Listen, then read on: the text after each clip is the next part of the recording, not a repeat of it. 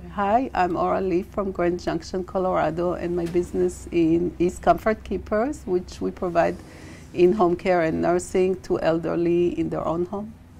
Great. Ora, thanks so much for taking the time to join us after the 90-day program. Ora, you've got a fantastic kind of backstory, and you know, immigrant coming to America. It's a classic story, and I'd love for you to share kind of that experience and what got you into the business that you're in now. Okay, I came to the U.S. About 35 years ago as an exchange teacher from Israel. Mm-hmm. And so I worked in Ohio. I stayed and met my husband and raised a family. And he, after 18 years, he died from brain cancer. And so I moved my family. I had 2 kids to take care of. Yeah. And we moved, after a few moves around, we ended up in Colorado where they have some family. His sister and her kids lived there. Okay. So I had to figure out how I have to support my kids. So home care is what I did prior to when I was working. You were a home care nurse, is that no, what it was? No, I wasn't. I was running a public housing authority, and some of our elderly residents, we ended up having to evict them because they couldn't maintain the housing requirement. I see. And so Comfort Keepers, a home care agency, said, hey, we can help you. So they would come in and take care of the house, the basic, and enabling them to stay in their own home. Yeah, and so remain independent, which is a big part exactly. of that. I mean, we all want to do that. Yeah. We all want to do that. So I thought, man, when I came to Grand Junction, small town, I'm a teacher, what am I going to do? Yeah. So I thought about that. And so I was scared to get on my own. I definitely didn't want to start my own business. I want to get paid every month. And so it was a franchise. So I bought the franchise and I started. And, you know, I started, when I moved there, I was alone. I lived with my sister. I had nothing. Yeah. And so I started out, and within 10 years, within 6 months, I had 30 clients and about 20 employees. Now, after 10 years, we have 2 offices, one in Denver, 250 miles away, one in Grand Junction, about 180 employees. Wow. So it's just you provide service that people want. Yeah, so But going back, because you just sort of, and we do this, we kind of gloss over sometimes the story that is, I mean, there's many people out there that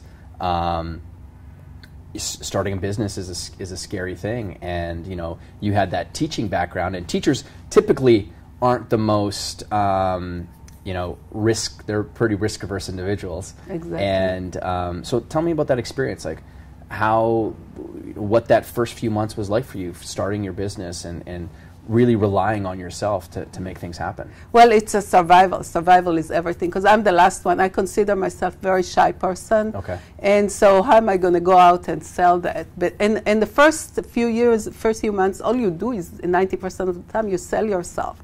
And so huge distinction. I want you to restate that again and say it again, because most people don't get that.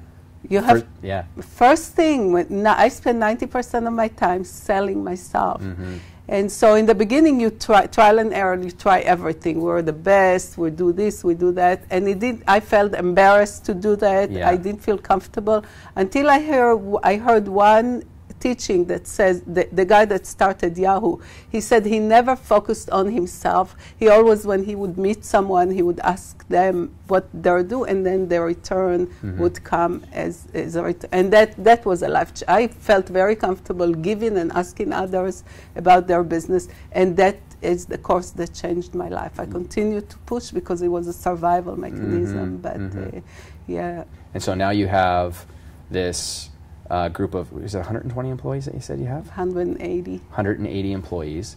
And then the end of last year comes along, and somehow you get onto this, see some videos that I have out there for the 90-day year. So what was it about that? What did you see? What was the place that you were in that caused you that this thing might help me?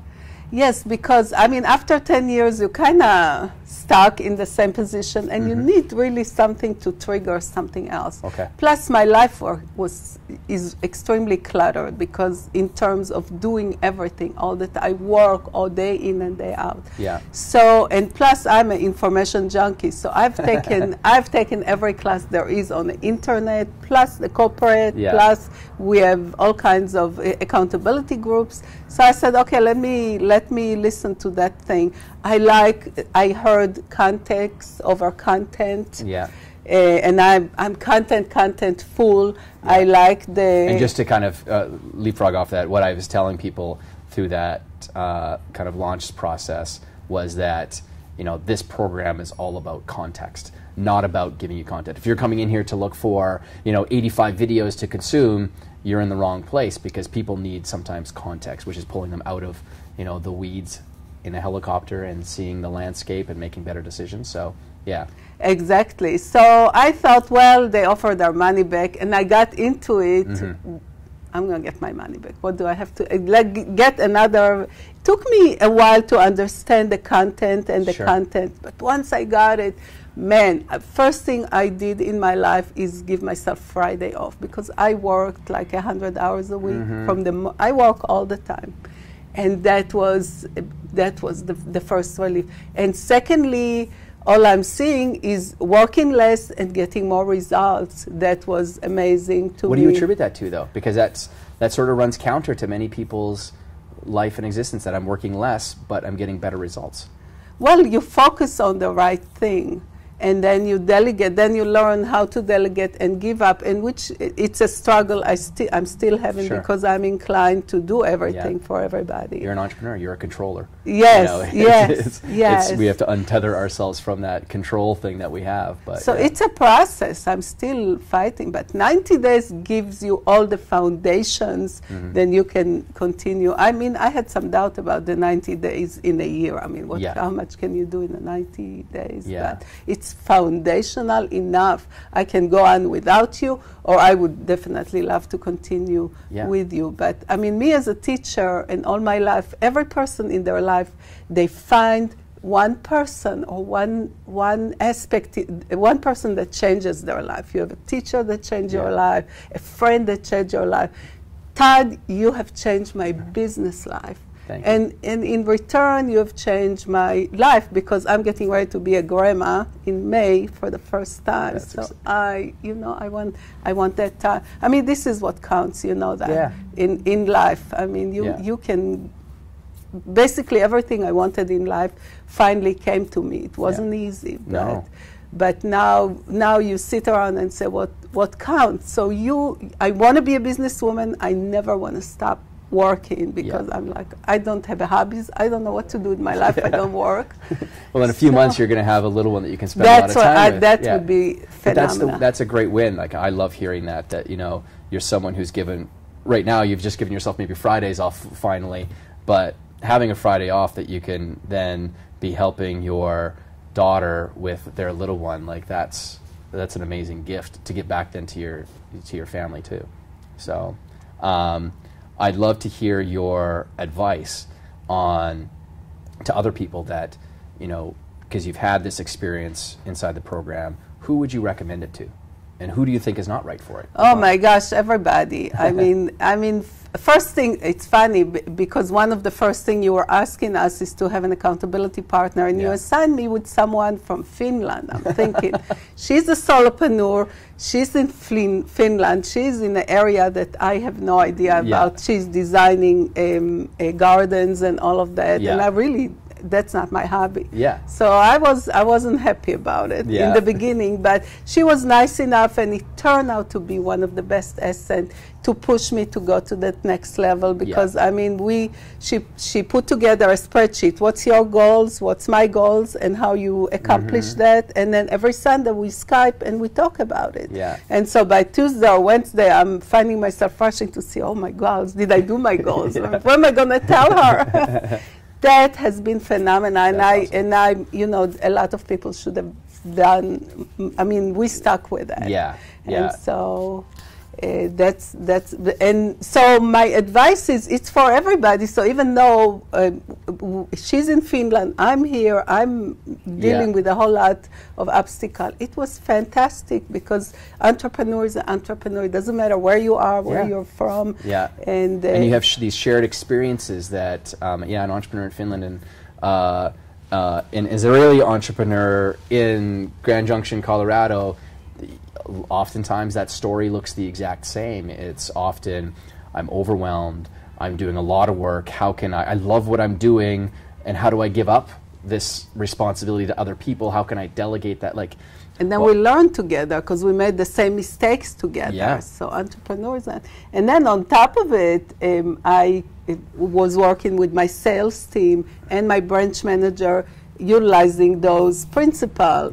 Have small goals, have a win, have a goals Monday, have a win Friday. Yeah. And we saw results everywhere really. It creates momentum. When we're constantly talking about the same fundamental principles that always drive performance, because that's what I talk about with people all the time, is I care about your performance. So on the field of play, how can we help you perform? And when you talk about the same fundamental, foundational principles over and over and over again, people in your business, so staff, employees, team, they get it. It's obviously this is important to Ora or my boss or whoever the case is. And it drives momentum constantly forward. So that's exciting. I love that people went and they didn't just keep the principles for themselves. They realized that as a business owner, you're only as good as your culture really inside your business. And so that's exciting. And then the momentum in the face group. So why is she doing that? I can. If she's doing that, if she's winning, I can win. What are you? It's a very inspirational. It was. It's been an exciting 90 days, and I'm looking forward to see everyone else's results going forward as well, because there's so much momentum happening. So, Ora, I am very happy that you were able to take the time to spend with us today and share your story. I love your backstory. I love just the amount of hustle that you've had in your life and to create this amazing business that you have and the impact that you make. And I'm happy to play just a small little tiny part in that process as well. So thank you very much. No, you are a life changer. You truly are a life changer. You and Melanie and all that, truly different than anything else I've heard. And that's what I heard last night when we met with people. This is the only the thing that was totally different than anything else I experienced. So I'm looking forward to great things in my life and in your life. Well, I'm excited to stay in touch and hear more of the success stories from Ora as well. Thank you. Thank you. Thank you.